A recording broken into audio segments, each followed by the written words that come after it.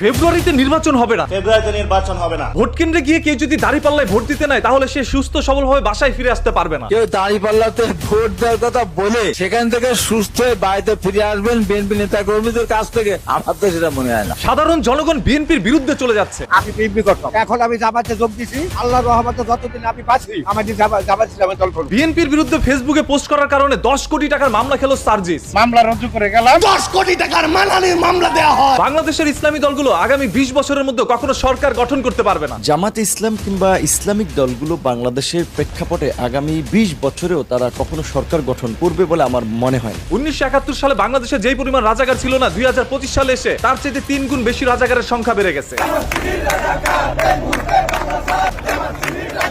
নির্বাচনের আগে যখন রাজাকারের সংখ্যা গণনা করা হচ্ছিল তখন শেখ হাসিনা বর্তমানে হাসিনা তার স্বামীর সাথে সংসার করতেছে ভারতে। বিএনপির মধ্যে কোনো চাঁদাবাজ নাই। বিএনপি কখনো চাঁদাবাজি দখলবাজির মধ্যে নাই। প্রথম দিকে যারা করেছিল আমাদের নেতা তারেক রহমান প্রায় 1 থেকে 1,500-এর মতো দল থেকে বহিষ্কার করেছে। আমরা তাদের বিরুদ্ধে ব্যবস্থা নিয়েছি। মানে এক গ্লাস পানি পুরোটাই বিশুদ্ধ। এখন অনেকে আমাদেরকে অভিযোগ করেন যে এরা রাষ্ট্র ক্ষমতায় আসার জন্য বিএনপি পাগল হয়ে গিয়েছে। শুধু এই অভিযোগই নয়, তাদের বিরুদ্ধে আরো অভিযোগ রয়েছে। কয়শো কোটি টাকা খাইয়া আপনারা এই আওয়ামী লীগ দেখে বিএনপিতে জায়গা দিতেছেন বলেন। ছোট ছোট দাড়ি যাদের আছে তারাই নাকি জামাত শিবির মার্কা। ছোট ছোট দাঁড়িয়ে একটা মার্কা আছে, মার্কাটা কি জানেন? এইটার নাম হইলো জামাত মার্কা। এই জন্য এই নেতা সবসময় ক্লিন শেভ করে থাকে যাতে করে অন্য পার্টি কখনো তাকে জামাত শিবির বলতে না পারে। সঠিক বলেছেন। বর্তমানে তত্ত্বাবধায়ক সরকার ডক্টর ইউনূসকে কিন্তু ছাড় দেওয়া হবে না। এই সরকারকে বলতে চাই যে আপনাদেরকেও আমরা কিন্তু ছেড়ে দেব না।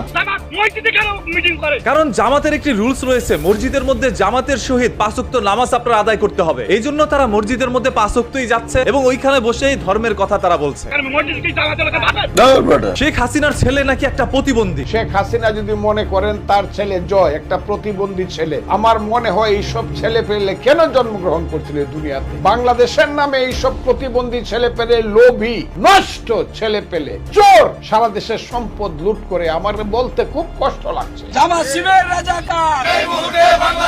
আপনারা যতই জামাত ইসলামের বিরুদ্ধে কথা বলছেন ততই সাধারণ জনগণ যেন জামাত ইসলামকে ভালোবেসে যাচ্ছে। বিএনপি ক্ষমতা না আসে, জামাত ক্ষমতায় আসা উচিত। জামাত চাঁদাবাদের সাথে লিপ্ত নেই, এটা ছড়াচ্ছে যাতে জামাতকে যেন মানুষ সাপোর্ট না করে। তাদের এই বিশ্বাস থেকে তারা চায় জামাত ইসলামকে ভোট দিতে। অন্যদিকে তারেক রহমান, মন দিয়ে শোনো কি আহ্বান আমি জানাতে চাই। তারুণ্যের প্রথম ভোট ধানের শীষের জন্য হোক। জামায়াত ইসলামের বিরুদ্ধে কথা বললে শেখ হাসিনার মতো করে 5 মিনিটের মধ্যে দেশ থেকে তাদেরকে বিতাড়িত করবে। জামাত ইসলামী ছাত্র শিবির নিয়ে কেউ ষড়যন্ত্র করলে শেখ হাসিনার মতো 5 মিনিটের মাথায় আল্লাহর ফয়সালায় তাদেরকে হয়তো তার চেয়ে ভয়াবহ পরিণতির মুখে পড়বে। সকল দলেদের নামেই যখন বদনাম, তখন বাংলাদেশের নাম্বার 1 দল হইল মাঠে দেখাই দিমু যে আমরা কতটা